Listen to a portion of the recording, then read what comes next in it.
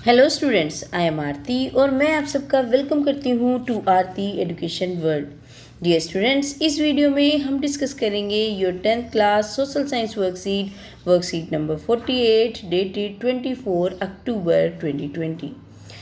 प्यारे बच्चों, इस वर्कशीट नंबर 48 में जो हम डिस्कस करने वाले हैं वो करने वाले हैं लोकतंत्र के परिणाम। पिछली कई वर्कशीट से हम पढ़ रहे हैं लोकतांत्रिक राजनीति। पिछली वर्कशीट में भी हमने लोकतांत्रिक परिणाम के बारे में थोड़ा सा देखा था। आज की इस वर्कशीट में इस अनुच्छेद को पढ़ना है और नीचे कुछ प्रश्न दिए गए हैं, उनके उत्तर करने हैं। तो चलिए इस वर्कशीट को पढ़ते हैं, समझते हैं और फिर उत्तर भी करते हैं। कोई भी समाज अपने विभिन्न समूह के बीच टकरावों और विभाजनों को पूरी तरह और स्थायी रूप से खत्म नहीं कर सकता। ये सच बात है कि कोई भी समाज हो, अगर उसमें विभिन्न समूह होते हैं, विभिन्न तरीके के लोग होते हैं, तो कुछ ना कुछ तो टकराव होंगे ही, कुछ ना कुछ विभाजन होंगे ही।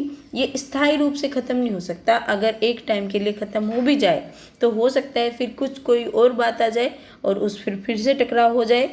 पर हम अंतरों और विभेदों का आदर करना सीख सकते हैं।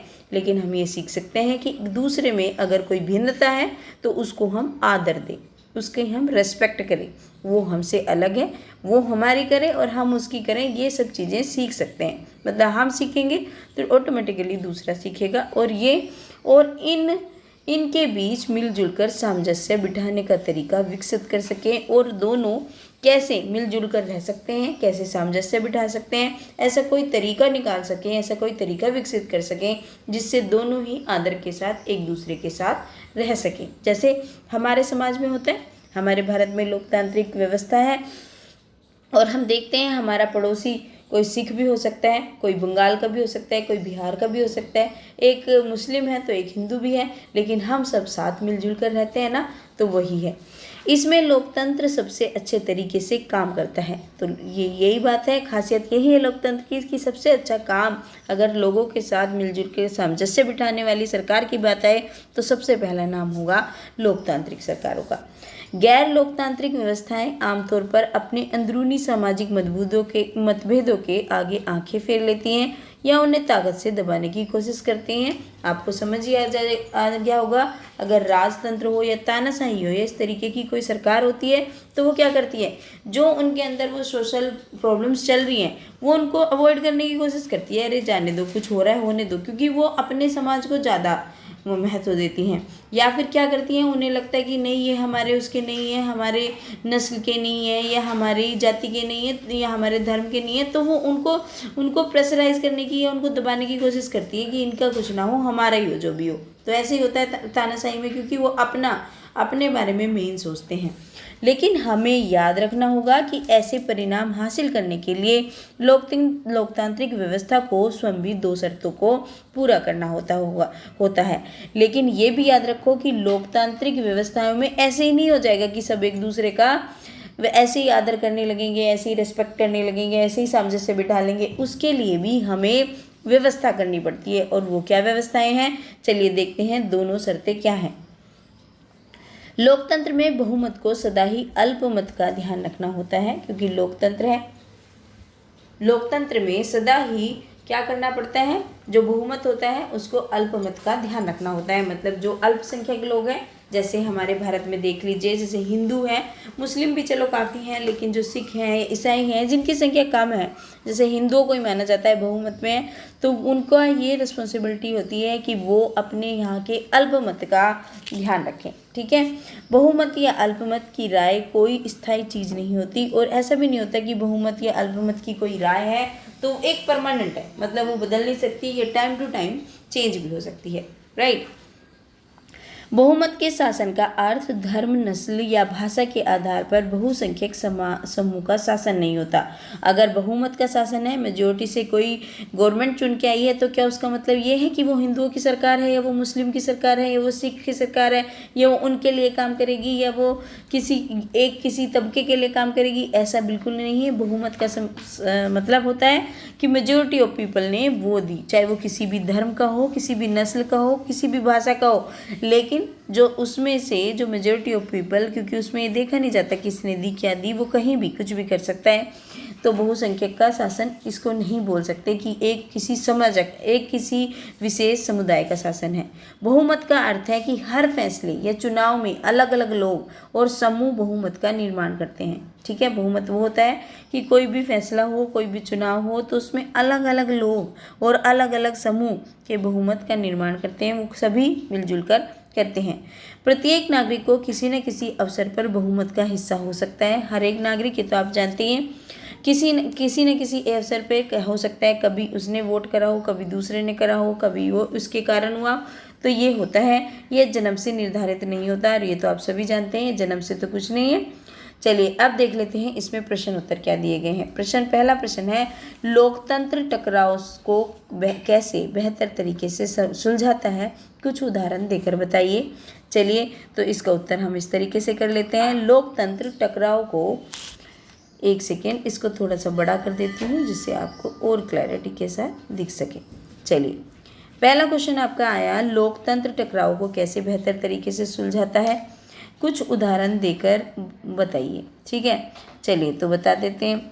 लोकतंत्र शासन व्यवस्था टकराव की स्थिति में दो पक्षों के मध्य सामंजस्य बिठाकर समाज में दोनों को समानता दिला सकती है। जैसे लिंग भेद, जाति भेद, शिक्षा के मुद्दों पर लोकतंत्र में कई नियम बनाए जाते हैं।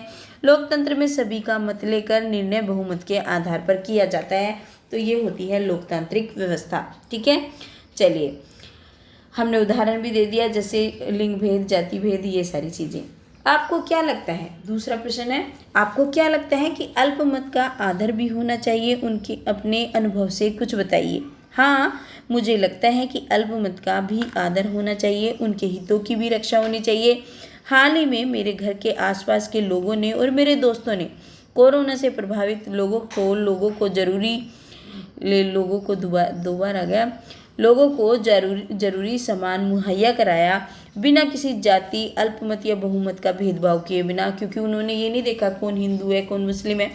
जो भी नीडी है, हम लोगों ने उनको देखा कि जिनको भी ज़रूरत है किसी सामान की, तो हम लोगों ने, जो सक्षम है उन्होंने उस समाज को दिया जो सक्षम नहीं है। ठीक है, तो ये हो गया हमारे दूसरे प्रश्न का उत्तर। तीसरा प्रश्न है हमारा, लोकतंत्र में बहुमत के शासन का अर्थ बहुसंख्यक सम्मान का शासन नहीं होता, समझाइए। तो लोकतंत्र में बहुमत का अर्थ क्या होता है? कुल मिलाकर सबसे ज़्यादा वोट मिले, ये होता है ना, किसे मिले, तो ये होता है हमारे यहाँ पे, चाहे वह किसी भी धर्म जाति के लोग हों, ना कि उसका मतलब बहुसंख्यक लोगों की सरकार से है। लोकतंत्र में जो भी सरकार आएगी उसका अल्पसंख्यक के हितों की रक्षा करना एक अहम कर्तव्य होता है। तो ये हमने समझा भी दिया। चलिए ये हो गया आपके प्रश्न नंबर 3 का उत्तर। देखिए मैंने बहुत छोटे से छोटे प्रश्नों के उत्तर करने की कोशिश करी है, क्योंकि आज के जो क्वेश्चन पूछे गए थे थोड़े लेंदी टाइप के हैं, है ना, तो कई बार समझाने में टाइम लेंदी हो जाता है, लेकिन I try to be short enough कि आप लोगों को भी प्रॉब्लम ना हो, और उसमें ये भी कोशिश की है जो सारा अर्थ है उसका आ जाए। ठीक है, तो देखिए इसमें हमने लोकतंत्र में बहुमत का शासन भी बता दिया, और बहुसंख्यक समान का शासन नहीं होता, ये समझा दिया इसमें। ठीक है, आपके आज बहुत लोगों के बीच किस तरह के अंतर दिखाई देते हैं? आपके आसपास, सॉरी ये बच्चों प्रिंटिंग मिस्टेक हो जाती है, लेकिन मैं पढ़ती हूँ तो सब सामने आ जाती है, क्या दिक्कतें आई हैं, है ना, समझ आ जाता है सेंटेंस पढ़ के कि क्या दिक्कत है। आपके आसपास बहुत लोगों के बीच किस तरह के अंतर दिखाई देते हैं, कैसे उन अंतरों के साथ साथ भी जीवन जीते हैं? तो ये चौथा प्रश्न है बच्चों आपका वर्कशीट में, इस तरीके से है। आपके आसपास के लोगों के बीच किस तरह के अंतर दिखाई देते हैं, कैसे उन अंतरों के होते हुए साथ साथ जीवन जीते हैं? हाँ, और सारा बिल्कुल ठीक है। तो ये आज की जगह बस आपको आसपास करना है, राइट, आज को काटो और आसपास कर लो। हमारे आसपास में कई लोग हैं जिनका खान पान और पहनावा बिल्कुल अलग है, लेकिन हम सब कोई भी त्यौहार हो साथ ही मनाते हैं, चाहे दिवाली हो, दुर्गा पूजा हो या फिर ईद। खास तौर पर 15 अगस्त और 26 जनवरी हमारी सोसाइटी में होने वाले फंक्शन में हम लोग सब मिलकर बढ़ चढ़कर हिस्सा लेते हैं। देखिए, क्योंकि हम क्या है, लोकतंत्र की यही तो खासियत है कि कोई त्यौहार हो, कोई गैदरिंग हो, हम सब इकट्ठा होते हैं और बढ़ चढ़कर हिस्सा लेते हैं। इतने अंतर होते हुए भी हम बड़े प्रेम और सौहार्द के साथ एक ही सोसाइटी में रहते हैं और एक दूसरे के रीति रिवाजों का आदर करते हैं। तो बच्चों, अगर आप सोसाइटी में नहीं रहते तो आप मोहल्ला लिख सकते हैं, है ना, अपनी गली लिख सकते हैं। इस तरीके से आप किसी शब्द का यूज़ कर सकते हैं सोसाइटी के लिए। ठीक है, इतने क्रिएटिव तो वैसे आप हैं, क्योंकि मुझे तो एक वर्ड देना पड़ता, आप कर लेना जो भी करना है। ठीक है स्टूडेंट्स, अब देखो एक और इम्पोर्टेंट चीज़ जो हमारी वर्कशीट में आती है, 2 गज या 6 फीट की दूरी आपको शारीरिक दूरी बना के रखनी है। चाहे कोई त्यौहार है, चाहे आप कहीं भी जा रहे हैं, जैसे दशहरा है, दशहरे पे हो सकता है, वैसे तो मेले कम ही लगेंगे, लेकिन फिर भी अगर आप जाते हैं तो ज़रूर सोशल डिस्टेंसिंग का पालन करें। ठीक है बच्चों, चलिए अब आपको वही काम करना है, वीडियो को लाइक कर देना है अगर अभी तक नहीं करी, चैनल को सब्सक्राइब करने if you are new on the channel, and dear students don't forget to share in maximum number. और हाँ, अपना एक प्यारा सा कमेंट ज़रूर लिखें, या आपकी कोई क्वेरी हो उसको भी लिख सकते हैं। आप कुछ कहना चाहते हैं, बात करना चाहते हैं मुझसे, तो आप कमेंट सेक्शन में अपना कमेंट छोड़ सकते हैं। जब भी मुझे टाइम मिलेगा मैं उसका रिस्पॉन्स करूँगी। Thank you.